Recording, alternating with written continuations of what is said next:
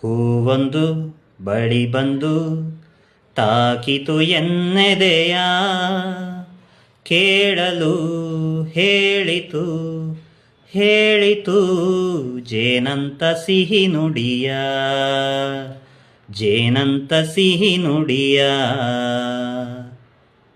ಸ್ನೇಹದ ಕಡಲಲ್ಲಿ ನೆನಪಿನ ದೋಣಿಯಲಿ ಪಯಣಿಗ ನಾನಮ್ಮ, ಪಯಣಿಗ ನಾನಮ್ಮ.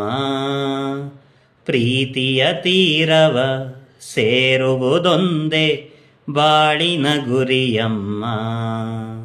ಸ್ನೇಹದ ಕಡಲಲ್ಲಿ ನೆನಪಿನ ದೋಣಿಯಲಿ ಪಯಣಿಗ ನಾನಮ್ಮ.